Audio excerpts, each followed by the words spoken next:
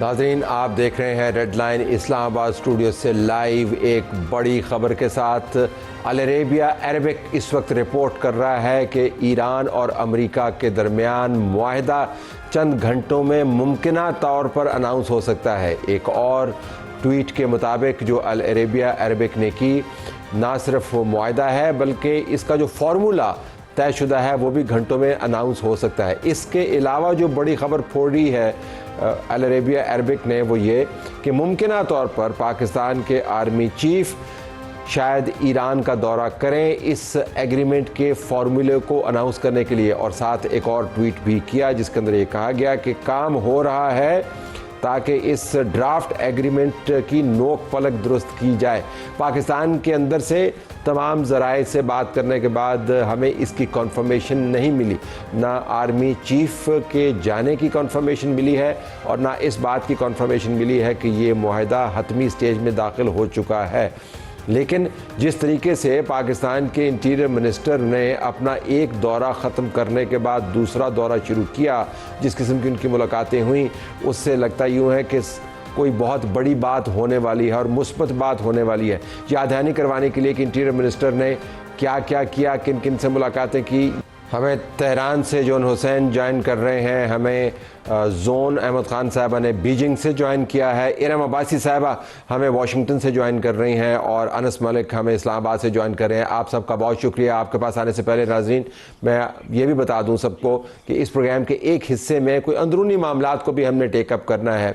मामला तो ज़रा अजीब किस्म का है, पिंकी कोकेनी का, लेकिन जब पाकिस्तान का साबिक वज़ीर आज़म असम्बली के फ्लोर पर खड़ा होकर वजाहतें देने लगे और पाकिस्तान की हुकूमत का वज़ीर कानून उसका दिफा करने लगे और मामला पिंकी कोकेनी का हो, तो इसको हमें अहमियत देने की ज़रूरत है। ज़रा ये रिपोर्ट देखिएगा ताकि आपको अंदाज़ा हो कि प्रोग्राम में अहम मामलात पर बात करने के बाद अंदरूनी मामलात पर जब हम आएंगे तो आप क्या देख रहे होंगे। बड़ी खबर की तरफ वापस आई है। अल अरेबिया अरबिक रिपोर्ट कर रहा है कि ईरान और अमेरिका के दरमियान मुआहदा आखिरी स्टेजेस में है और ऐन मुमकिन है कि चंद घंटों में अनाउंस हो जाए। पाकिस्तान की तरफ से कंफर्मेशन नहीं है। मैं आपको सीधा तेहरान लिए चलता हूं। जॉन हुसैन हमें रिपोर्ट कर रहे हैं। जॉन, बताइएगा कि तेहरान में इस मुआहदे के हवाले से क्या बात हो रही है, ये जानते हुए कि गैर मामूली तौर पर पाकिस्तान का इंटीरियर मिनिस्टर एक दौरे के इख्तिताम होते ही दूसरे दौरे का आगाज़ करता है और तेहरान में जाकर तमाम बड़ी शख्सियात के साथ मुलाकात करता है। इस तनाजुर में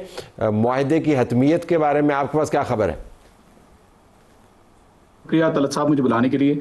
लास्ट अपडेट जो मैं ले सका फॉरेन मिनिस्ट्री से खुद से, और आई थिंक थोड़ी देर में स्टेटमेंट भी आ जाएगा, वो ये था कि Iran wants to end the war permanently and they are discussing, वो डिस्कस कर रहे हैं जंग को ख़त्म किस तरीके से करना है। इसके अंदर जो बात मुझे बताई गई वो ये बताई गई कि 14 नुकात जो ईरान ने दिए थे उन्हीं के ऊपर बात हो रही है और इसके साथ साथ फोकस इस चीज़ पे है कि लबनान की जो जंग है उसके ऊपर भी ख़त्म किया जाए सारा मामला, फ्रोजन एसेट्स को रिलीज़ किया जाए और जो मैरीटाइम पायरेसी, मुझे जो कहा गया मैरीटाइम पायरेसी जो हो रही है उसको भी रोका जाए एट द सेम टाइम। तो इस्माइल बकाई साहब आई थिंक जो स्पोक्स पर्सन है वो इसके ऊपर कमेंट देंगे थोड़ी देर में एंड विल क्लैरिफाई। ऑफिशियली इस चीज़ को नहीं बताया गया कि एग्जैक्टली क्या चंद दिनों में मुआहदा होगा या नहीं होगा, लेकिन इशारा ज़रूर इस तरफ दे दिया गया है कि ईरान जो है वो रिस्पांस दे रहा है यूनाइटेड स्टेट्स को और कंटिन्यूस बातचीत चल रही है और मोहसिन नकवी साहब ऑब्वियसली इसके अंदर बहुत एफर्ट जो है वो पर्सनली भी कर रहे हैं और पाकिस्तान ओवरऑल एक रोल प्ले कर रहा है। और आपने ईरान की फॉरेन मिनिस्ट्री का जिक्र किया, उनकी स्टेटमेंट मेरे सामने है। इस वक्त तस्नीम न्यूज़ एजेंसी रिपोर्ट कर रही है वही जो आप फरमा रहे हैं कि उनका मानना ये है कि पाकिस्तान के इंटीरियर मिनिस्टर अहम मैसेजेस का तबादला कर रहे हैं। मैं अगर अनस मलिक साहब हमारे पास आ गए हैं तो उनसे बात करना चाहूँगा। इजी विद अस जी। अनस साहब, आपके पास इस्लामाबाद से क्या खबरें हैं? मैंने तो अपने तमाम जो ज़राए हैं उनसे बात की, वो तो मालूमात नहीं दे रहे। अगर आर्मी चीफ ने जाना है तो जाहिर है जब उनका जहाज़ लैंड करेगा तभी पता चलेगा, या इन फ्लाइट अगर इन्फॉर्मेशन हमारे पास आती है तभी पता चलेगा। लेकिन जिस तरीके से इंटीरियर मिनिस्टर साहब ने ये दौरा ख़त्म करते ही दूसरे दौरे का आगाज़ कर दिया और अल अरेबिया रिपोर्ट कर रही है, तो कुछ ना कुछ तो है। आपके पास खबर क्या है? बहुत बहुत शुक्रिया तलत साहब for having me on the show. मैं आपका सवाल से इसे समझ नहीं पाया क्योंकि इस्लामाबाद में अब हवाएं तेज़ चलना शुरू हो गई हैं, लेकिन जो जितनी मेरी अंडरस्टैंडिंग इस दौरे को लेके ये 36 घंटे में दूसरा दौरा हुआ है। मोहसिन नकवी पीर की रात 11 बजे के करीब शब 11 बजे इस्लामाबाद पहुँचे और उसके बाद उन्होंने गुज़िश्ता रोज़ वज़ीर आज़म और फील्ड मार्शल सैयद आसिम मुनीर उनको जो है वो अपने दौरे के हवाले से आगाह किया, क्योंकि वो नेगोशिएशन टीम का हिस्सा हैं। और उसके बाद वो आज फिर उनका तेहरान जाना ये इंडिकेट कर रहा है दो चीज़ों को, कि एक सीरियसनेस है, ये हमें ये बात ध्यान में रखनी होगी कि मोहसिन नकवी के तेहरान में होते हुए ही ईरान की जानिब से जो है वो जवाब आया था अमेरिका के लिए इतवार के रोज़, जैसा कि अमेरिकी ख़बर रसा इदारे रॉयटर्स ने रिपोर्ट किया। और उसके बाद इस्माइल बागाई जो ईरानी वज़ारत ख़ारजा के तर्जुमान थे उन्होंने किया। अब आज जो उनकी मुलाकात हुई है अहमद वहीदी से, जो कि पासदारान के सरबराह हैं, वो पहले वज़ीर दाखिला भी रह चुके हैं ईरान के, और ये मुलाकात इंतहाई कलीदी मुलाकात है। तो अब ये इंडिकेशंस दी जा रही हैं कि शायद आने वाले कुछ घंटों में या कल तक किसी न किसी हेडवे की तरफ जाया जा सकता है और मोर कॉम्प्रिहेंसिव टॉक्स जो हैं वो ईद के बाद गोया जून के पहले हफ्ते में वो एक्सपेक्ट की जा सकती हैं। वो एग्रीमेंट की क्या शेप होगी, क्या फॉर्म होगी, अगेन मैं वज़ारत ख़ारजा जो पाकिस्तानी वज़ारत ख़ारजा के तर्जुमान है उन्होंने 2 हफ्ते पहले एक बात की थी कि मोमेंटम उस वक्त बिल्ड होता है कि जब दोनों में से कोई फरीक जो है किसी न किसी तरीके का मुसव्विदा एक्सचेंज करे। तो अब हमें ये नज़र आ रहा है कि कॉन्क्रीटली एक डायरेक्शन के अंदर चीज़ जारी है, और उसी के तनाजुर में हमने देखा कि सऊदी वज़ीर ख़ारजा ने भी जो ट्वीट किया उसमें ईरान को अर्ज जो किया गया कि जी टू सीज़ दी अपॉर्चुनिटी, वो इसी तनाजुर के अंदर किया गया है। तलत साहब, ये आपने बहुत अहम बात की कि जो एक्सचेंज है ड्राफ्ट की, तो शायद अल अरेबिया ने, इरम साहब आपके पास आ रहा हूँ, अल अरेबिया ने इसमें आमेज़िश की हो। आपको पता है क्लिक बेटिंग होती है, आई बॉल्स की गेम है, और वो जो एक्सचेंज है किसी किस्म के कोई भी ड्राफ्ट उनको हतमी ड्राफ्ट की शक्ल दे दी हो। लेकिन वाशिंगटन से आपके पास क्या खबरें हैं? मैं अभी डोनाल्ड ट्रंप का बयान ईरान पर देख रहा था, क्लैश रिपोर्ट है, और ये क्लासिक विंटेज डोनाल्ड ट्रंप है जिसमें वो कहता है कि हमने उनको बहुत ज़ोर से मार लगाई, हम उनको दोबारा मार लगा सकते हैं, लेकिन हो सकता है ना लगाएं, सो मे बी और मे बी नॉट। तो इरम साहब आप क्या सुन रही हैं माहिदे के बारे में? जी तलत, अभी कुछ देर पहले ही डोनाल्ड ट्रंप ने रिपोर्टर से बात की और उन्होंने कहा कि उन्हें कोई जल्दी नहीं है ये जंग ख़त्म करने की, और साथ ही जैसे कि आपने भी कहा कि उन्होंने बोस्ट किया कि किस तरह से ईरान की नेवी को तबाह कर दिया गया है, उनकी न्यूक्लियर फैसिलिटीज़ और मिलिट्री को नुकसान पहुंचाया गया है। और इसमें जो एक अहम बात है वो ये है कि ट्रंप की अपनी तरफ से जो मैसेजिंग है वो हर रोज चेंज होती है। कल कुछ दिन पहले ही उन्होंने कहा कि वो 1 घंटे में ईरान पे हमला करने वाले थे, लेकिन गल्फ एलाइज ने उनको रोका, जिसकी वजह से अब वो हमला रोक रहे हैं। लेकिन अगर 2-3 दिन में ईरान नहीं मानता और ईरान जो है वो एग्रीमेंट नहीं करता, और अमेरिका किसी भी सूरत में ये नहीं चाहेगा कि ईरान जो है वो अपनी न्यूक्लियर कैपेसिटीज को बढ़ाए, तो ये वो मुद्दा है जिसपे अमेरिका जो है वो एग्री नहीं करेगा। फिर साथ ही साथ एक इम्पॉर्टेंट बात ये है कि अगर जेडी वैंस की बात करें जो कि वाइस प्रेसिडेंट है, वो इसकी और कैरेक्टराइजेशन कर रहे हैं। उन्होंने कल एक बयान में रिपोर्टर्स को कहा कि ईरान की जंग जो है वो उनके लीडर के अंदर जो है वो इख्तलाफ पाया जाता है, क्योंकि कुछ लोगों से जब बात होती है इस निगोशिएशन के बारे में, ईरान में जो लोग इसमें इन्वॉल्व हैं तो वो कुछ कह रहे हैं, और फिर शायद उनकी जो सुप्रीम लीडर है उनके कुछ और ख्यालात हैं निगोशिएशंस की वजह से। तो उन्होंने ये तासुर दिया जैसे कि ईरान के अंदर इख्तलाफात पाए जाते हैं, इस वजह से कोई कॉन्क्रीट निगोशिएशंस आगे नहीं बढ़ रहे। लेकिन साथ ही साथ अगर ट्रंप के बयानात की बात करें तो वो कह चुके हैं कि बहुत सीरियस लेवल की निगोशिएशंस चल रही हैं। उन्होंने इजराइल को भी बता दिया है, उन्होंने बाकी भी मिडल ईस्ट में लोगों को, अपने एलाइज को बता दिया है कि वो चाहते हैं कि 2-3 दिन में अगर ईरान एग्री करेगा तो फिर निगोशिएशन पर आता है तो जंग नहीं होगी, नहीं तो वो उनके बकौल हमला करने के लिए दोबारा तैयार है। जी जोन साहब, अगर मैं आपके पास आऊं, 2 और ताकतें हैं जिनकी बातचीत हुई आज, प्रेसिडेंट शी और पुतिन की मुलाकात और उसके बाद एक एलामिया। बहुत सारी बातें उस एलामिया के अंदर, लेकिन जो हमारे लिए अहम बात है इस जंग के हवाले से ईरान और अमेरिका, वो लाइन है जिसमें कह रहे हैं कि जो आबनाए हुर्मुज़ के अंदर तलातुम है वो रियासतों की बंदिशों की वजह से बहरी तिजारत के ऊपर असरअंदाज हो रहा है। सो इन अ वे वो ईरान को भी शायद बीच में ला रहे हैं और अमेरिका को भी बीच में ला रहे हैं और सब यही चाहते हैं कि ये बंदिशें खुलें। तो आपको लगता है कि शायद खुफिया अंदाज से शी और ट्रंप के दरमियान कुछ ऐसी बात हुई हो जिसको इस एलामिये में जो प्यूटन और शी का है उसके अंदर ये लाइन आई हो कि जी आपको इस बंदिश को खोलना है? Go ahead. शुक्रिया तलत साहब, पहली बात आपने दावत दी। ये बहुत अहम हफ्ता है बीजिंग में। पहले जैसे प्रेसिडेंट ट्रंप का विजिट हुआ उसमें भी हमने देखा एक अनकन्वेंशनल साइड ट्रंप की, काफ़ी रिस्पेक्टफुल थे टुवर्ड्स चाइना और दोनों ममालिक ने मतलब काफ़ी पॉजिटिवली कई बातों पे एंगेज किया, ट्रेड, टैरिफ वगैरह। और उसमें middle east conflict, Iran conflict की भी बात आई। ये बात आई चाइना का जैसे शुरू से मौकफ रहा है, पाकिस्तान चाइना की भी बीच में डिस्कशन हुई before Pakistan took the mediation role कि प्रिंसिपल्ड होना चाहिए रेजोल्यूशन।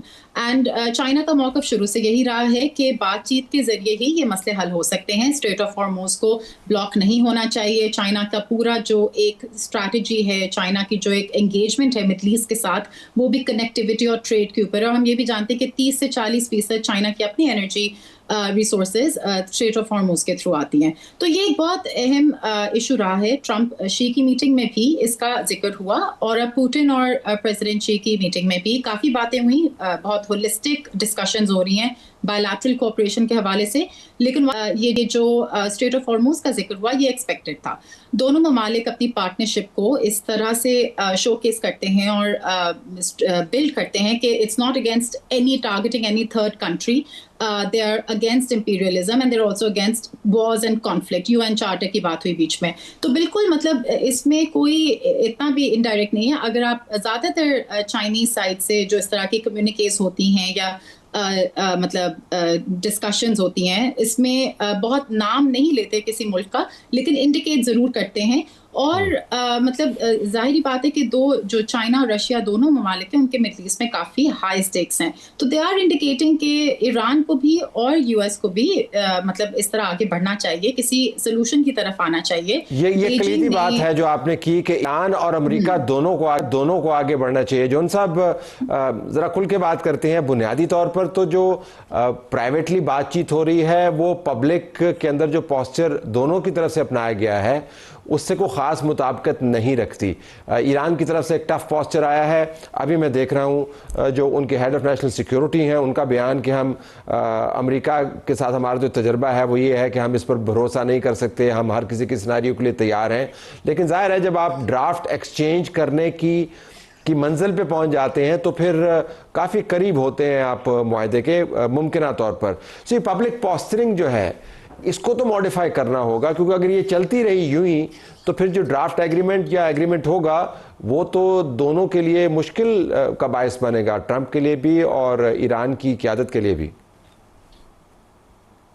बिल्कुल सही कहा तलत साहब आपने, I absolutely agree with it. और ईरान ने जो कहा है, अभी जो फॉरेन मिनिस्ट्री ने कहा वो यही कहा कि ये जो ट्रंप की जो धमकियां हैं या वो जो थ्रेट्स हैं, जो डेडलाइंस हैं, अल्टीमेटम्स हैं, वो अगर अवॉइड करेंगे तो इसके लिए दोनों साइडों के लिए अच्छा होगा, क्योंकि ये चीज़ें ख़राब कर रही हैं सारे मामलात को। अगर आपको याद हो तो पहले स्ट्रेट ऑफ हॉर्मुज ईरान ने खोल दिया था, फिर नेवल ब्लॉकेड जो है वो रुक गया था, मतलब नेवल ब्लॉकेड लगा रहा था। तो ईरान को एक ट्रस्ट डेफिसिट है कि इस दफ़ा अगर स्ट्रेट ऑफ हॉर्मुज को खोला जाएगा तो ऐसी सिचुएशन होगी कि शायद ट्रंप दोबारा ये कहेंगे कि जी मैं नेवल ब्लॉकेड नहीं हटा रहा, फॉर एग्जाम्पल। तो एक कॉन्फिडेंस बिल्डिंग मैकेनिज्म जो है वो तैयार करना होगा, स्पेशली इस दौरान जहाँ पे नेगोशिएशंस के इतने करीब हैं दोनों फरीकैन दोबारा से। और इसके अंदर जो ईरानियंस हैं वो ये कहते हैं कि हम लोगों ने जंग स्टार्ट नहीं की, ना ही हम लोगों ने स्ट्रेट ऑफ हॉर्मुज के ऊपर कभी कब्जा करने का इरादा किया था। अब जो एक ही लेवरेज है ईरान का, जो कि स्ट्रेट ऑफ हॉर्मुज है यूनाइटेड स्टेट्स के खिलाफ, उसको अगर रिजॉल्व करवाना है, और पिछले 24 घंटे में 26 ships according to the statement by IRGC 26 कश्तियों को जो है वो रिलीज कर दिया गया है whilst moving with the protocols of the Iranians. तो इसके अंदर आगे अगर कोई चीज मुस्बत होनी है तो यूनाइटेड स्टेट्स की तरफ से एक गुडविल जेस्चर दिखाना जरूरी होगा और ब्लॉकेड को हटाना जरूरी होगा। और यूनाइटेड स्टेट्स से, ईरान ये कहता है कि यूनाइटेड स्टेट्स से बोला जाए कि वो अपना नेवल ब्लॉकेड हटाएं instead of asking Iran to remove their control over the strait of Hormuz. Anas, अगर मैं आपसे पूछ पाऊं, आपको मेरी आवाज पहुंच रही है? क्योंकि हवाएं अभी भी चल रही हैं इस्लामाबाद में। Can you hear me now? I can hear you right now. Thank you so much. Go ahead. अच्छा, ये फरमाइएगा कि पाकिस्तान की पोजीशन इसमें बड़ी वाज़ेह है। अब जब मोहसिन नकवी साहब एक मोतबर नुमाइंदे की हैसियत से अहम तरीन मामलात के ऊपर पैगाम रसानी करते हैं तो वो सिर्फ ज़ुबानी गुलामी या चिट्ठों पर लिखे हुए पैगाम तो नहीं होंगे, कुछ कागज़ होंगे, कुछ नुकात होंगे, उसके अंदर फिर आपने देखना होगा कॉमा कहाँ पर लगा है, फुल स्टॉप कहाँ पर लगा है, अल्फाज क्या हैं। लेकिन सब कुछ करने के बाद किसी बड़े को जाकर ज़मानतें लेनी होंगी कि अगर पाकिस्तान की मीडिएशन के बाद कोई ड्राफ्ट सामने आता है तो उससे फिर मुनहरिफ नहीं होगा, तो वो जाहिर है या फिर वज़ीर आज़म होंगे या चीफ ऑफ डिफेंस फोर्सेस होंगे।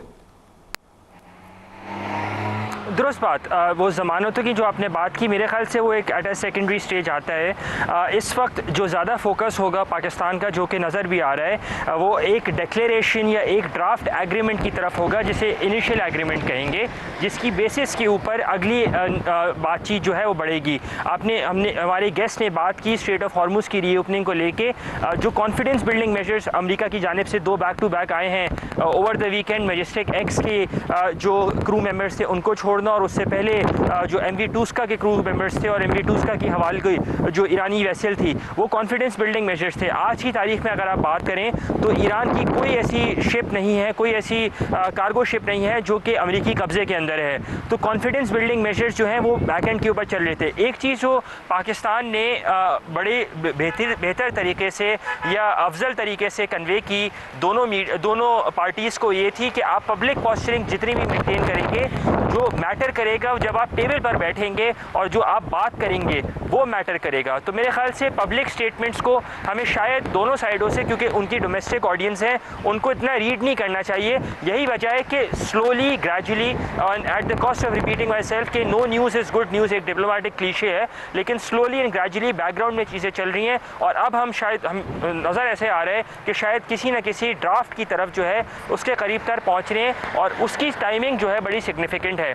25 मई को अमेरिका में मेमोरियल डे है, जिसमें अमेरिकी सदर ट्रंप का एक इंपॉर्टेंट खिताब होगा, और उससे पहले वो ज़रूर चाहेंगे कि किसी न किसी शेप के अंदर, किसी न किसी फॉर्म के अंदर जो है वो रिलीफ जो है वो अपनी कौम को या अपने लोगों को और वर्ल्ड पीस एट लार्ज को या रीजनल स्टेबिलिटी एट लार्ज को ज़रूर दे दें in form of reopening of Hormuz, ताकि उनको भी कोई ना कोई ब्राउनी पॉइंट्स पर कैश करने का मौका मिले वो स्पीच के अंदर। तलत साहब, no news is good news sometimes. सफारतकारी के हवाले से तो ठीक है, लेकिन सहाफ़त के हवाले से हमें बड़ी कोफ्त का शिकार कर देती है, तो हम तो ख़बरों की तलाश में रहते हैं। तो इरम साहिबा, अभी अनस ने एक बड़ी ज़बरदस्त बात की कि कोई ना कोई डेडलाइन है जिसके करीब आकर डोनाल्ड ट्रंप को इस मामले को किसी तरफ लेके जाना। मैं उनका एक और बयान देख रहा था और आपने भी जिक्र फरमाया जिसमें वो कह रहे हैं मुझे कोई जल्दी नहीं है। क्या वाकईतन उनको जल्दी नहीं है?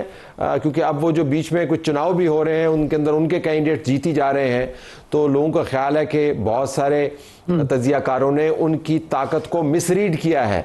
रिपब्लिकन पार्टी के अंदर उनका बड़ा ज़बरदस्त अब गुड्डी चढ़ गई है दोबारा से। तो क्या वाकईतन उनके सामने कोई डेडलाइन नहीं है, और is he working with the deadline? अगर डेडलाइन की बात करें तो वो आपने भी देखा होगा कि माजी में कितनी दफ़ा डेडलाइन दे के फिर कहते हैं कि अब हम हमला नहीं करेंगे, अब हम हमला करेंगे। तो वो एक एलिमेंट तो ट्रंप एंड उनकी पर्सनालिटी में है।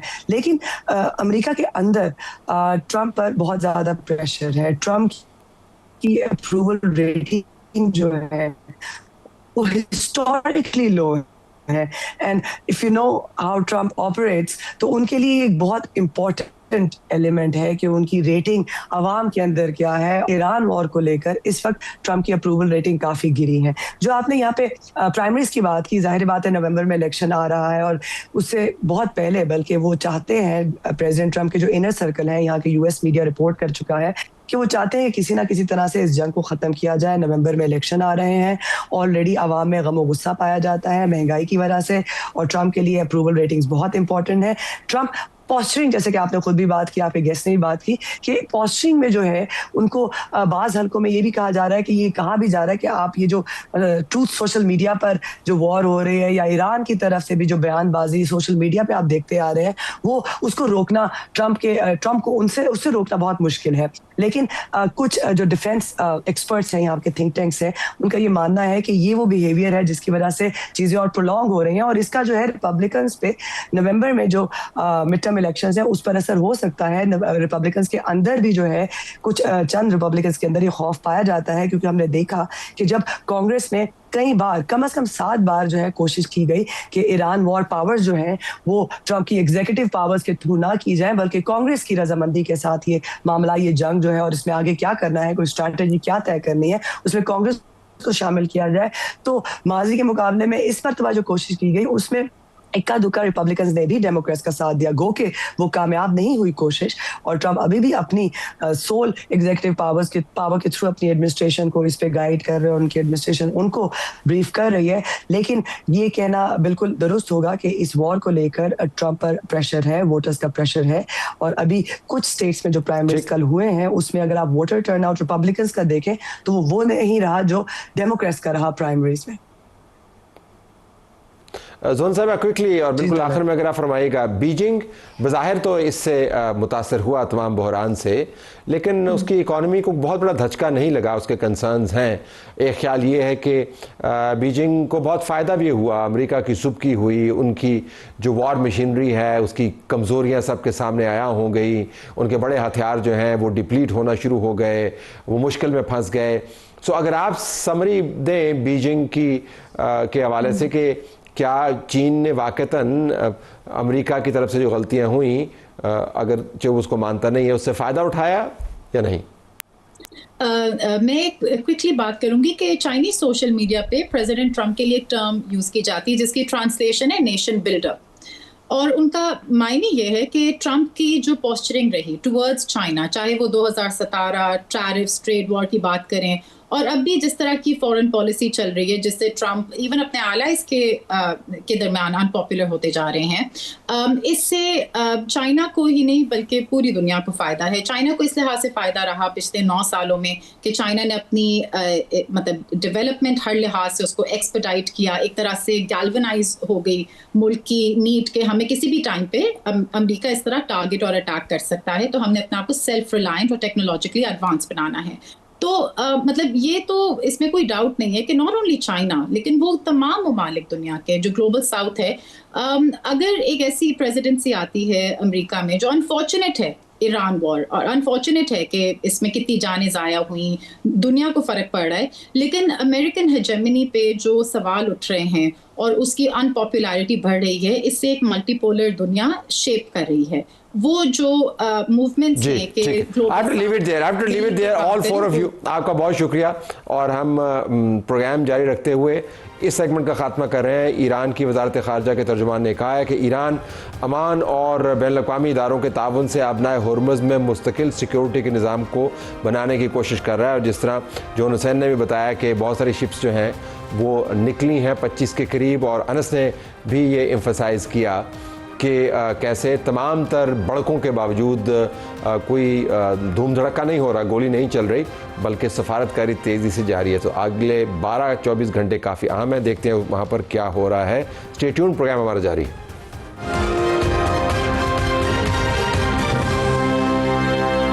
प्रोग्राम में खुशामदीद नाज़रीन। अब हम बात करते हैं पिंकी कोकेनी की। मामला हमने इनका उठाना नहीं था क्योंकि एक आम सी खबर बज़ाहिर लगती है, लेकिन जब मुल्क के वज़ीर-ए-आज़म को, साबिक़ वज़ीर-ए-आज़म को उसकी वजाहत देनी पड़ जाए, जिस तरह कि मैंने इब्तदाई में ज़िक्र किया, राजा परवेज़ अशरफ ने वजाहत दी कि उनका नाम खामखा लिया जा रहा है और उनको बदनाम किया जा रहा है, और वज़ीर कानून तारड़ साहब ने फिर उनकी तायीद की और कहा कि आप ऑनरेबल शख्स हैं। और फिर जब हम ये देखते हैं कि सेनेट की कायमा कमेटी में ब्रीफिंग दी जाती है इस खातून के हवाले से, और बताया जाता है कि ये कैसे काम करती रही, कितने इसके ऊपर केसेस बने, कितने इसके अकाउंट थे, तो फिर बड़ी ख़बर आपको बनते हुए नज़र आती है। हमारे पास असलम खान साहब मौजूद हैं, ब्यूरो चीफ समा टीवी।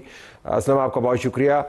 ये जो डेवलपमेंट है सेनेट कायमा कमेटी के अंदर, जो ब्रीफिंग है जिसके अंदर राजा परवेज़ अशरफ का नाम लिया गया, जिसकी तरदीद उन्होंने की, आपको क्या लगता है कि ये मीडिया इस खबर को उछाल रहा है, सियासी हल्के इस खबर को उछाल रहे हैं? अब तो ढाबे की गुफ्तगू ये भी है कि ये बहुत सारे सियासी जो लोग हैं जो इज़्तिराब में मुब्तला हैं या बात नहीं मान रहे, उनको राह रास्त पे लाने के लिए ये काम किया जा रहा है। सो आपका तज्जिया क्या है, क्योंकि आप तो रिपोर्टिंग कर रहे हैं इसके ऊपर मुसलसल? और देखिए कुछ चीज़ें इस तरह की हैं कि जब एक बात की जाए, आईजी सिंध जावेद आला भुट्टो गुज़िश्ता रोज़ ये बात कह चुके हैं कि इसमें 860 लोगों के नंबर उसके मोबाइल फ़ोन से मिले जब उसका फॉरेंसिक कराया गया है, और उसमें मोतबर लोगों के नाम भी हैं। अब अगर एक ड्रग डीलर के मोबाइल फ़ोन से लोगों के नंबर मिलेंगे, हो सकता है कि कॉन्टैक्ट नंबर उसने हासिल किया, कभी किसी पार्टी में कोई मुलाकात, किसी जगह पर मुलाकात हो गई हो, किसी तरह नंबर ले लिया हो, लेकिन बहरहाल वो जब नंबर सामने आए तो उसकी तफ्तीश बनती है। इसी तरह एडिशनल आईजी कराची उन्होंने भी आज यहाँ पर बात की, जब कौमी असम्बली की कायम कमेटी पर दाखिला का इजलास हुआ था, उसमें भी बड़ी तफसीली ब्रीफिंग दी गई। वहाँ पर यह बात आई कि उसको उछाला जा रहा है, लेकिन तलत साहब जब उसको पहले रोज़ 12 मई को गिरफ्तारी के बाद रिमांड के लिए ले जाया गया तो एक प्रोटोकॉल का सा अंदाज इख्तियार किया गया। पुलिस से बड़ी वहाँ पर गलती हुई, मैं कहूँगा गलती हुई, या जानते बूझते हुए अगर वो प्रोटोकॉल का अंदाज़ नहीं होता, जिस तरह वो खातून अदालत में रिमांड के लिए और पेशी पर आई थी और उसको उसी रोज़ जुडिशल रिमांड पर जेल भेज दिया गया, वरना अमूमन एक ये इम्कान था कि उनको 3 रोज़ का 5 रोज़ का रिमांड दिया जाता, लेकिन उनको जुडिशल रिमांड पर भेज दिया गया। तो फिर तो सवालात खड़े हुए, पहला सवाल प्रोटोकॉल पे और दूसरा फिर रिमांड पर हुआ, जिस पर डीआईजी साउथ को अदालत से रुजू करना पड़ा और दोबारा मुकदमात का रिमांड लिया गया, और अब 16 में से 15 मुकदमात में वो रिमांड पर है और एक मुकदमा सीडीडी का मफरूरी का है, जिसमें से एक मुकदमा इन पर बगदादी में नशई की जो की हलाकत हुई थी, इनके ओवरडोज की वजह से उसकी हलाकत का है, एक नाजायज़ असले का है, बाकी मुकदमात मंशियात के। और एक आप ये देखें कि बार बार गिरफ्तार भी हो फिर छूट भी जाएं।